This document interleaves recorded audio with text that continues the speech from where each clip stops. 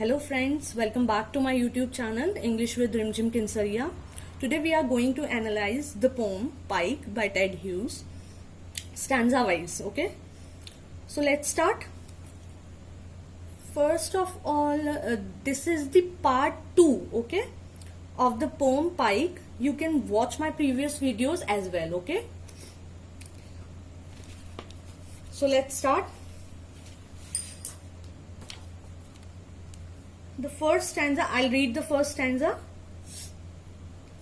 The first stanza goes as, of the poem goes as, Pike, 3 inches long, perfect pike in all parts, green, tigering the gold, killers from the egg, the malevolent aged grin, they dance on the surface among the flies. ठीक है, अब इसका explanation देखते हैं. क्या है इसका explanation? इसका एक्सप्लेनेशन ये है कि द फर्स्ट स्टैंजा, जो फर्स्ट स्टैंजा है, the first stanza gives a vivid description of a perfect pike in its colour, size and appearance. इसमें जो उसका जो उसकी अपीयरेंस है, उसका जो कलर है पाइक फिश का, उस चीज का उसको डिपिक्ट किया है पोएट ने. ठीक है. The poet states that the pike is 3 inches long and perfect in its all nature. ठीक है. It has the color combination of green and gold. इसका जो कलर कॉम्बिनेशन है वो कैसा है? ग्रीन कलर का और गोल्ड कलर का है. ठीक है. Here the poet uses the metaphor tigering the gold for describing the color of the fish, which is also a reference to tiger for its mightiness. Okay. आप सबको पता है कि टाइगर की जो माइटीनेस है उस चीज को रेफर कर रही है ये, क्योंकि हम ये चीज स्टार्टिंग से देख रहे हैं कि जो पाइक फिश है ये बहुत फियर्स है. ठीक है. और बहुत डेंजरस लगती है दिखने में. किलर फ्रॉम द एग, यहाँ पे जो इस पोम में जो ये लाइन यूज हुई है, किलर फ्रॉम द एग, ये बहुत इंपॉर्टेंट लाइन, मतलब बहुत ज्यादा नहीं बट इंपॉर्टेंट लाइन है. You can underline this line. Killer from the egg refers to its destructive nature by birth. ये जो फिश है इसका जो डिस्ट्रक्टिव नेचर है, बर्थ से ही इसका नेचर ऐसा है, डिस्ट्रक्टिव है बहुत ज्यादा. तो इसलिए पोएट ने ये लाइन यूज की है, killer from the egg. They also have the wicked grin, which another reference to its killing nature. Okay? Let's see the second stanza. Or move, stunned by their own grandeur, over a bed of emerald silhouette, of submarine delicacy and horror, 100 feet long in their world. The phrase stunned by their own grandeur. Now what does it mean? It gives an air of importance to the pike, as if it knows that it is something to be respected. Poet को लगता है कि ये एक ऐसी चीज है जिसको रिस्पेक्ट मिलनी चाहिए. It seems like it is not stunned about the 100 feet long submarine in its world, but about its reflection in the shadow of the submarine. The words grandeur and bed of emerald, bed of emerald once again indicates his admiration for the majestic appeal of fish. Let's see the third stanza. In ponds under the heat-stalked lily pads, gloom of their stillness, logged on last year's black leaves, watching upwards, or hung in an amber cavern of weeds. In this third stanza, he magnifies the simple act of the fish looking upward as a royalty, keeping his head high while sitting on the throne observing his subjects.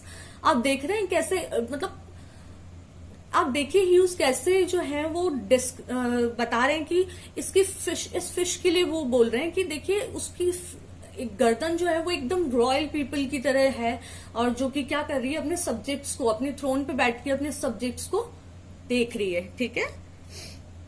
He states that fish moves around in ponds under the lily pads, which protects it from the heat while toiling in the heat themselves.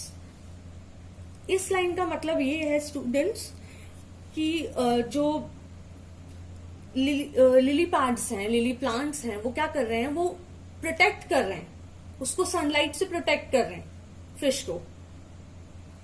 Further also it hung around a bed made of the fallen leaves of last year drowned in the ponds, or above amber cavern made of weeds while watching upward. Now see the stanza 4. Stanza 4 goes as: the jaws hooked, clamp and fangs not to be changed at this date, a life subdued to its instrument, the gills kneading quietly and the pectorals. In this stanza, the poet is going to talk about the inborn quality. Okay? Let's see. As mentioned by the poet in the first stanza, they are born perfect to kill and survive so as it grows. ये तो first stanza में clear कर दिया था huge ने कि भाई ये तो जन्मी क्या करने के लिए है, किल करने के लिए जन्मी, ये तो जन्मी डिस्ट्रक्ट करने के लिए है। इसका जो लाइफ का जो मोटो है वो यही है कि आप डोमिनेट करना, और किल करना, मार के उसको, अपनी लाइफ को और अपने सर्वाइव करने के लिए इसको दूसरी जो फिशेस हैं उन्हें किल करना पड़ता है, मारना पड़ता है, और उसे अपनी लाइफ सर्वाइव करनी होती है। Further, there comes no necessity for it to change itself. At the same time, the problem of being a pike appears here, as it has to live up to its expectation of inborn quality. वो inborn quality क्या चीज है? inborn quality जो उसको birth से मिली है, ठीक है। Yet it is clear that it is not strong enough in its core muscles. Further, the fifth stanza goes as: three we kept behind glass, jungle in weed, 3 inches, 4 and 4.5. Fed fry to them, suddenly there were 2, finally 1. This stanza is important from the point of view of the reference to context. In graduation, for the graduation and graduation students, you can emphasize or you can mark this stanza because it's quite important. And let's see the meaning of this stanza. Meaning of this stanza is: it talks about the poet's reminiscence of his childhood, where he kept 3-inch fishes of different sizes, 3-inch, 4-inch and 4.5 inch. We does not tell us, यहाँ पे जो ये term use हुआ है ना, we, हम जिसे कहते हैं आप, ठीक है, वी जो है हम जिसे कहते हैं, does not tell us whether it is his friends or siblings. यहाँ पे ये जो वी टर्म यूज हुआ है, ये जो हम कह रहे हैं, पोएट जो है कह रहे हैं हम, तो इसमें इन्होंने क्लियर नहीं किया है कि हमसे इनका ये अपने फ्रेंड्स को रेफर कर रहे हैं या फिर अपने अपने किसी सिबलिंग को मेंशन करना चाह रहे हैं। यहाँ पे इन्होंने क्लियर नहीं किया इस चीज को। So we is assumed as his friends. तो हमने यहाँ पे क्या अज्यूम कर लिया फ्रेंड्स कि वी व्यूअर्स, हमने यहाँ पे अज्यूम कर लिया है कि वी उसके फ्रेंड्स हैं पोएट के, ठीक है। They kept them in a glass jar, but within a few days, there was only one left. तो कितनी फिशेस थी? टोटल 3 फिशेस थी, ठीक है। और उनमें से कितनी फिशेस बची है? सिर्फ एक फिश बची है एंड में। It tells us that in this world full of violence, only the stronger one remains, according to the poet.